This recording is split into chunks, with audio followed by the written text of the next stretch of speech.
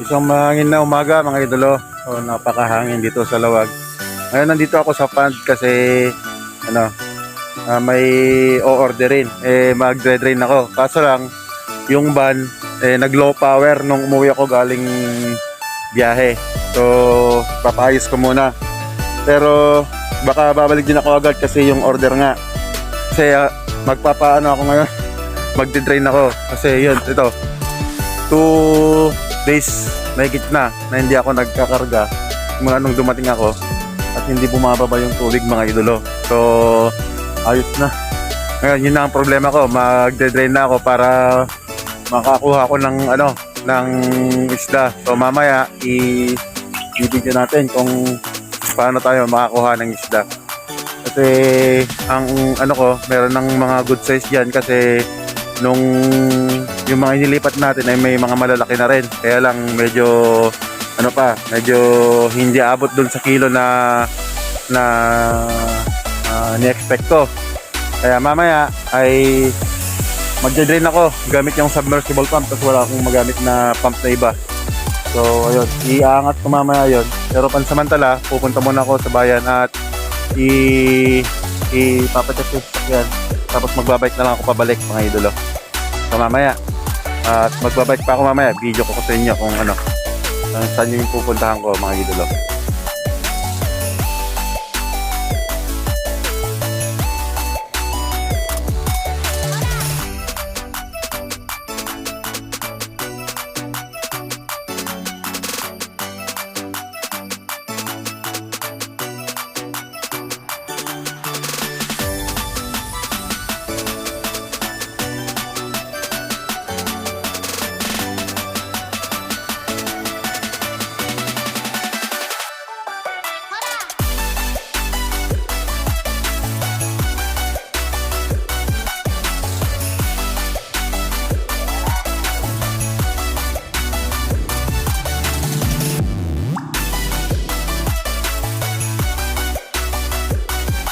Ayan mga idolo, iniwan ko muna yung sasakyan doon at magpapa-drain ako ng ng pan. So daan tayo dito sa sentro para makita natin yung yung Christmas landmark ng ng Lawag. So dito tayo sa may bayan Dumaan.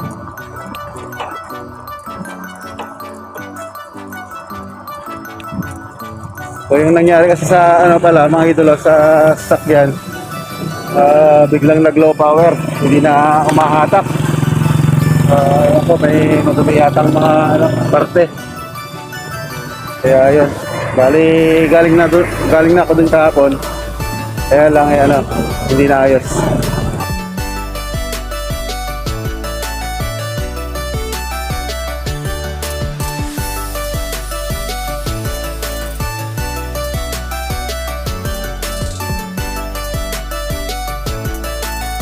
Wala pa masyadong mga tao dito mga idolo.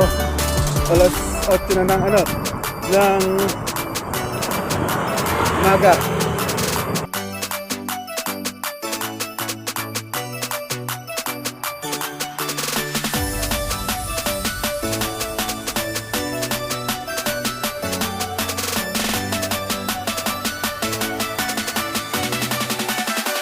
So ito yung Christmas landmark ng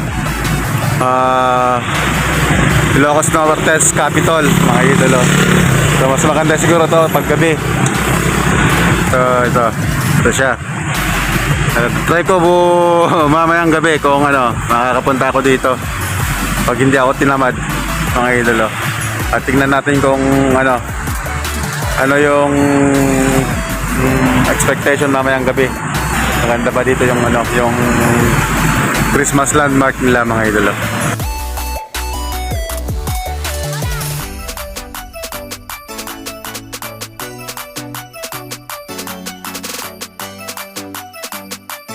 Sa banda meron din mga idolo. Pero City Hall to. Bale, doon sa kabila, yung provincial capital. Dito ang City Hall.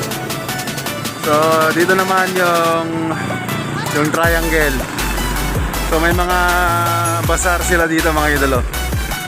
So, ayan yung sinking bell tower. So, dito, yung Gilbert Bridge, mga idolo. So, dito na ako. Dadaan.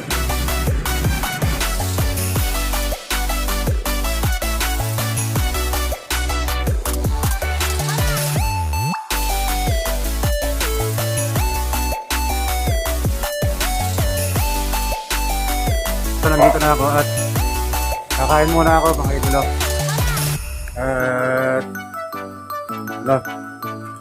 At dread ko yung yung pond mamaya. So dito nga pala yung mga idolo, sinabdab ka na yung mga isda. At hindi naman na ako nag-aalaga dito, konti na lang yung tubig. So baka tabunan ko na rin to ulit, mga idolo. Yan yung dalawa. Yan, yan na ako agad.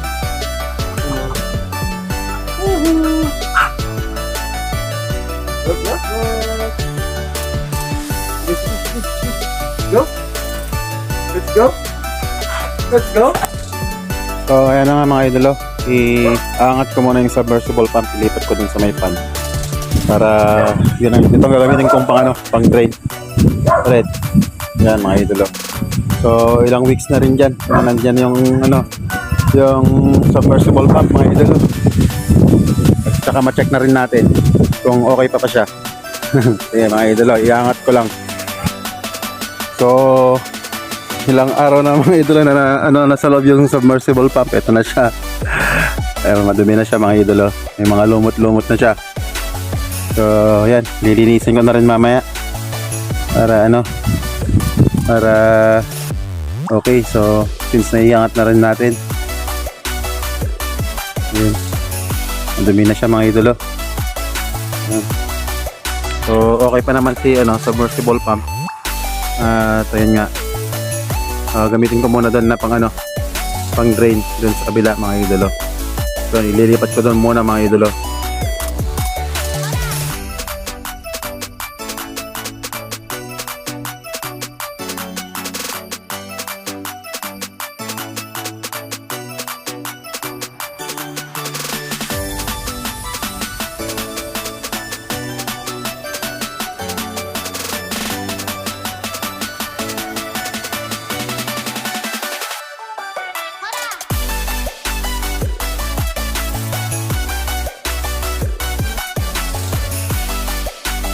So ayan, mga idolo, doon ko na lang sa may pa ilalagay yung tubig, i-drain, tapos sasaksak ko na lang to, mga idolo.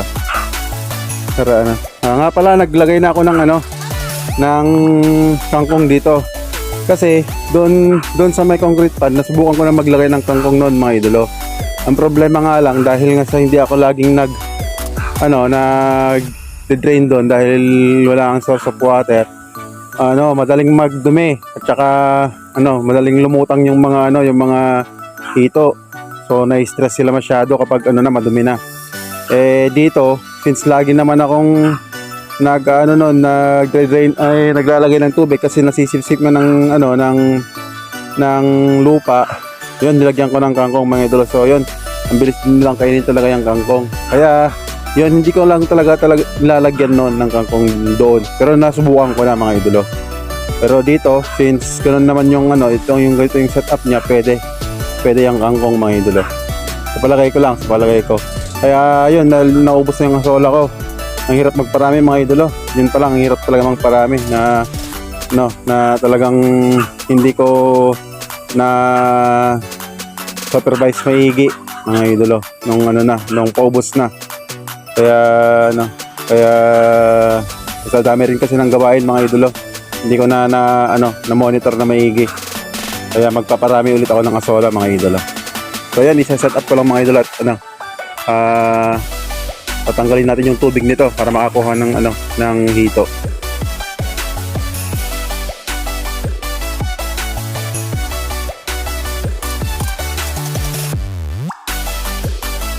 Ayun, malakas pa rin siya, mga idolo. Kaya lang, ito pinutol ko. Kasi ito, may wasak na pala tong doon sa loob niya. Kaya hindi makadaan yung tubig. Ito, bale, Bali na ibarang ganito tong ano dyan sa loob niya. Kaya pinutol ko. Ayan eh. Luma na kasi tong ano, tong hose. So bili na lang ako ng ano mamaya ng pang ano, pang coupling. So long elbow pad siguro. Yung long elbow pad. Long elbow na pipe para ilagay ko dito. Ay idol. So ang hina kanina ng ano, nang bigay niya ng tubig doon. Eh nung kinapa ako, may mga ano na, sira na tong ano, sira na tong yung hose. Yan mga idol. Mamaya ulit. At yan, mabilis na yung ano, yung pagbaba ng tubig. Yun. Hindi na lang pero hindi niya nakuha ay na ano ang lahat mga idol. Hindi natanggal lahat yung tubig. Ayun. Let's go, tignan natin. May makuha tayong ano, malaki na.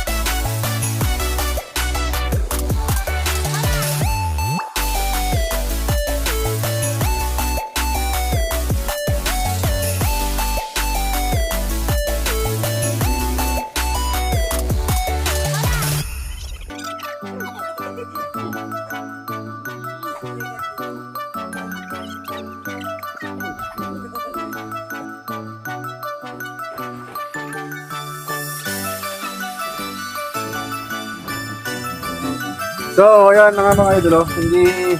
Hindi maburak yung ano niya. Yung loob niya. Ayos pa.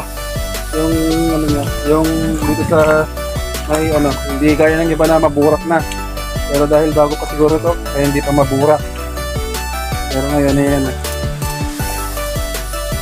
Meron naman ng ano, may good size na ano. Yan. Meron na, good size. 4 lang na kilo yung kukunin namin mga idolo. Yun mga idolo, mayroon kaming dos-dos. Yun o. Dos-dos sa Ilocano.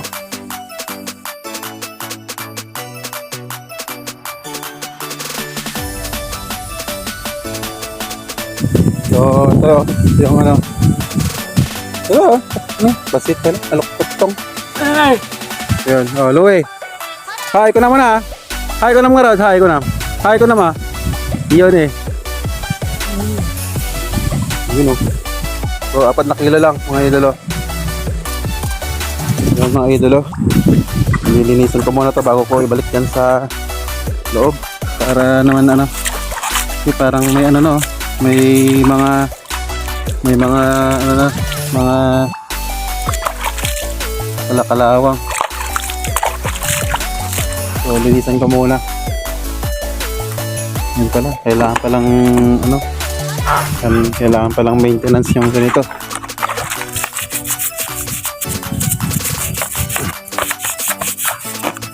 Para ano, para magtagal. Sana. Pero yung mga ibang nakikita ko mga idolo, ano, talagang nilulumot-lumot na rin.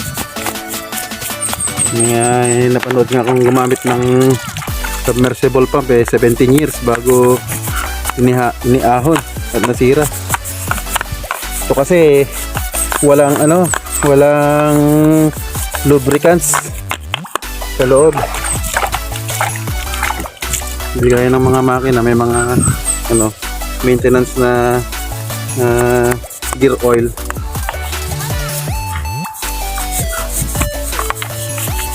Ito basta nakababad sa tubig hindi mag-overheat. Ayun mga idolo, malinis na ulit. Ko lang mga idolo. So, bili ako ng long elbow para dun sa pinutol ko kanina.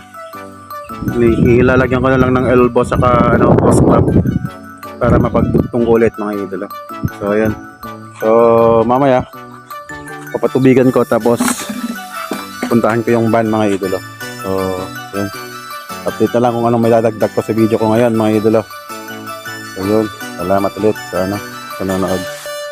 Sa doon sa pagkuha ng isda doon sa may ginawa natin na earthen pan. So convincing yan mga idolo, ayos.